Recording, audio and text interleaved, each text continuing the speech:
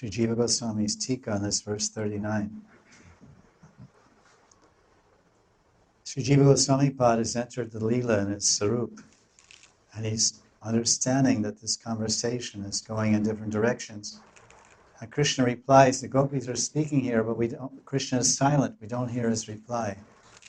So Jiva Goswami Pad is revealing that Krishna is saying to the gopis, you gopis cannot be purchased for a price, or can you be hired? So how can you be servants? Because if someone hires a servant, then he has to pay the servant. This is the behavior among individuals anywhere else. And then the gopis reply, what is the price? Showing us your face. That's the price you have to pay. Just show us your face. Seeing you in a special way, with your locks of hair bouncing on the sides of your face and your curly, bouncy hair. Just seeing that, we want to become your servants. Then Jiva Goswami comments, the locks of hair playfully cover Krishna's forehead, and earrings on the two sides of his face, and his smiling glance between. All these features display the beauty of Krishna's cheeks. His cheeks are broad and shining because of his earrings. Krishna's lips are compared to nectar, and they emit a special fragrance, because nectar has a fragrance. Nectar means marupan. Just like you make this marupan, or this, say, honey nectar. And you take kadamba flowers, it's called kadambari. Kadambari, you take kadamba flowers and water and honey and mix them together in a clay pot and keep them for some time. And then it kind of changes its form and ferments and becomes nectar, honey nectar. It's called kadambari. So and it has a fragrance. It's kadambari, it's nectar, but it has a fragrance and it has a very powerful altering effect also. Because that's what happens. So it has a nice fragrance. So they're saying that Krishna's his lips are compared to nectar, and his lips have a fragrance. And it doesn't mean that Krishna is wearing strawberry lipstick. So the Jiva Goswami is going on. He's saying about the beauty.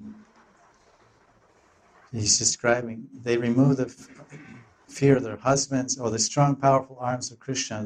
They're pointing that out. Because, your arms are so powerful, we don't have any fear of our husbands. Because who are our husbands? Why are they saying we don't have any fear of our husbands? Dat abhayam danda bhujam, dat abhayam danda bhujam, dat abhayam. You take away the fear of our husbands with your strong arms. Because Chandravali's husband, his name is Govardhana Mala.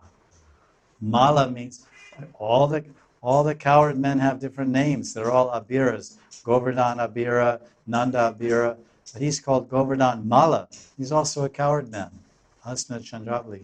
But Mala means wrestler. And he regularly would go to Mathura and wrestle with Kamsa. So Govardhan Mala is a very good friend of Kamsa.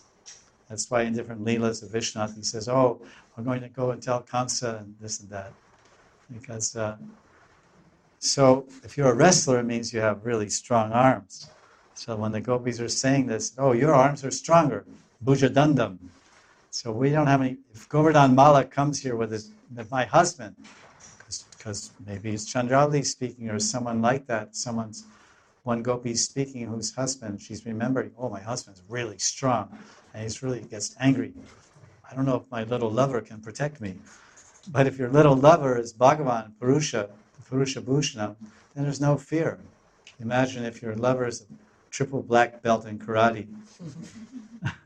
And then you say, no problem. So this is the point he's making, Jiva Goswami. That's why they're saying. They're not afraid of their husbands. That's why they're pointing that out. And also they can give warm embraces. So Krishna's arms are compared to danda because they are well-shaped, broad and long.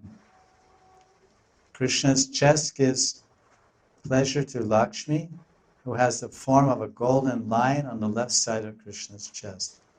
So in this section, Sri Jiva Goswami Pad is taking a chance to glorify Krishna's body.